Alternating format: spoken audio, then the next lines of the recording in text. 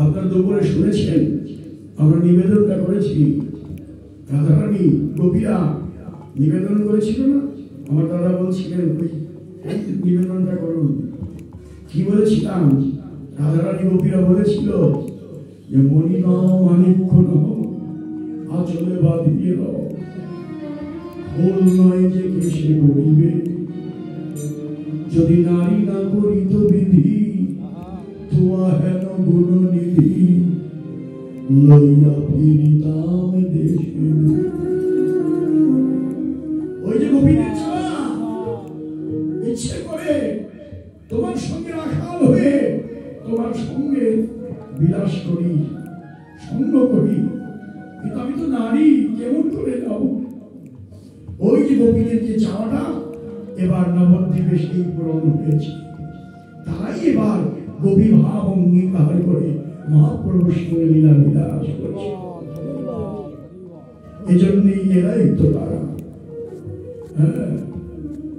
তার মধ্যে গৌর, নিতাই, শ্রীবাস, গদাধর, এর মধ্যে সবার বড় কি? অদ্বৈত প্রভু। অদ্বৈত প্রভু সবার বড়। মহাপ্রভুর থেকে 52 বছরের বড় অদ্বৈত।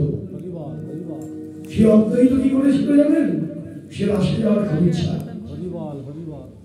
কিন্তু সে অদ্বৈত তো অদ্বৈত নয়। বৃন্দাবনে দেবাদিদেব মহাদেব শিব ঠাকুর পার্বতী সে বললেন, স্বামী অনুমতি দাও, আমি যোগমায়া, আমাকে রাষ্ট্রে যেতে হবে, আমি না গেলে তো রাস পূর্ণ হবে না, যোগমায়ের হাতে তো রাস, আমাকে অনুমতি দাও। স্বামীজি বললেন, মহাদেবকে বললেন, যোগমায়া। হ্যাঁ পার্বতী। এখন শিব ঠাকুর বললেন, আরে তুমি যাচ্ছ রাসে, আমাকেও নিয়ে চলো। বলছে, না না না, রাসে পুরুষের কোনো অধিকার নাই, তুমি যেতে পারবে, তোমার যে আমি সে। শিব ঠাকুর মনে মনে ভাবলেন, আর কি করবো? আচ্ছা অনুমতি চাইছো, দিলাম, যাও, দেখি পরের তো আমি দেখে নেব। শিব ঠাকুরের তো মনে ইচ্ছা, আমি রাসে যাবো, দেখবো। তাই যোগমায়া চলে গেলেন। দেবাদিদেব মহাদেব ভাবে কি করে যায়, সবাই তো গোপী, সবাই মেয়ে, আমি পুরুষ, তা আবার জেনাতনে পুরুষ না, মাথার বড় বড় জটা। হ্যাঁ, এখন এই মাথার জটাটা নিয়ে গেলে তো আর বিপদ, কিভাবে যায়? যাওয়ার ইচ্ছা। কি করলেন? দেখলেন বৃন্দাবনে, তাকিয়ে দেখলেন এটা উন্না পড়েছে। গোপীরা পাগলিনীর মতো বাসির ধ্বনি ছেড়ে গিয়েছে, তো ওই উন্নাটা অনেকে কাপড় পরে গেছে, খুলে গেছে, উন্না পড়ে গেছে, দেহের তো পড়লেন, দেহের তো বললেন। এখন ওই উন্নাটা কি করলো?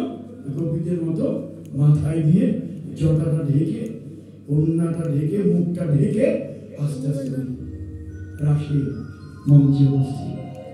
যা মাত্র রাশের চাকা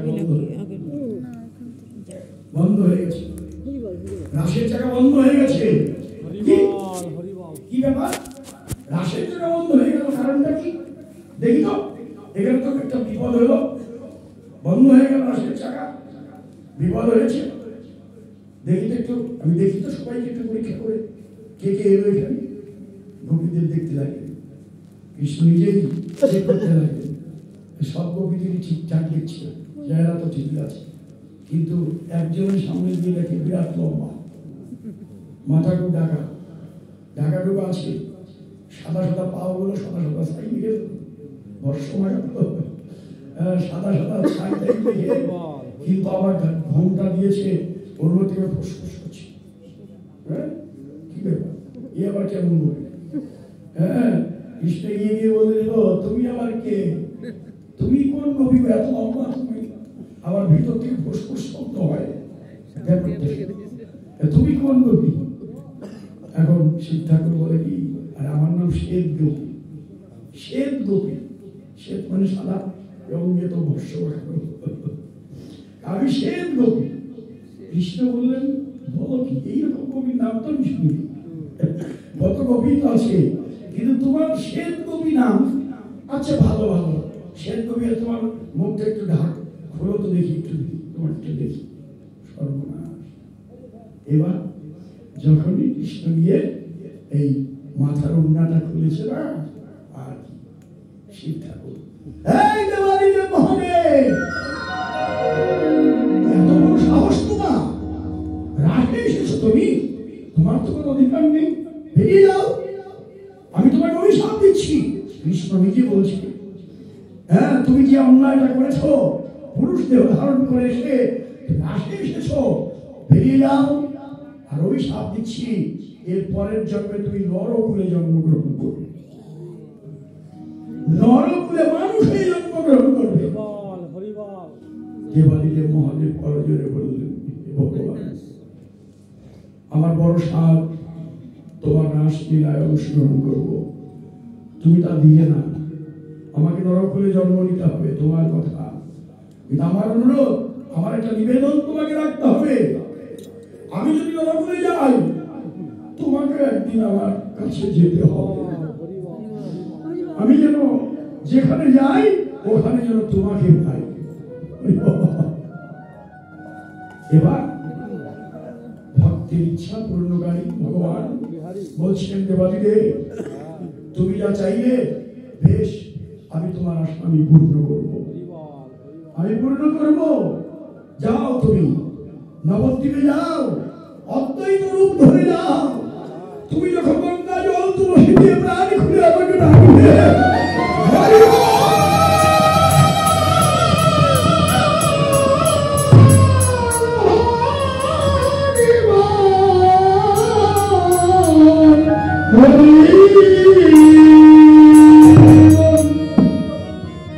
এই অদ্বৈত এলেন, নবদ্বীপে এলেন, এসে তিনি প্রতিদিন ডাকতে লাগলেন, এসো আমার প্রাণের ঠাকুর এসো, প্রতিদিন গঙ্গায় তুলসী দেয়, মদন গোপালের সুবোধে কালে,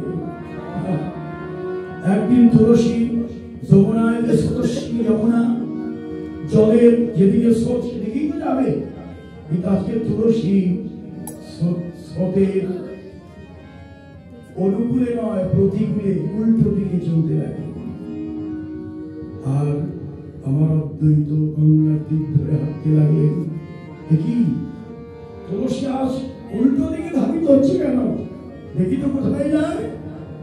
তুলসী যেতে যেতে সচিমা যখন স্নান করতে এলেন, ওই তুলসী গিয়ে সচিমায়ের নাভি কমলে স্পর্শ করলেন। অদ্বৈত তখন ভাবলেন, এই তো এই গর্ভেই আমার প্রভু আসবেন, গর্ভে স্তুতি করলেন অদ্বৈত, এমন ডাক, ডাকার মতো ডাকলে সে নেমে আসে,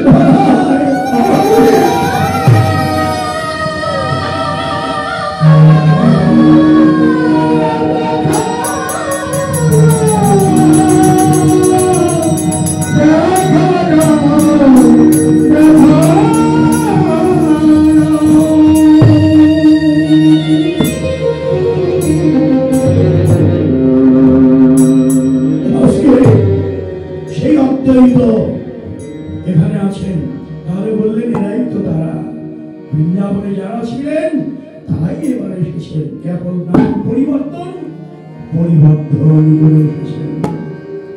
সবাইকে এনে মহাপ্রভু এবার কি করলেন, সবাইকে ডেকে এনে এবার তিনি সবার মাঝে দাঁড়িয়ে আনন্দে বিভোর নাচতে লাগলেন, কি দিয়ে,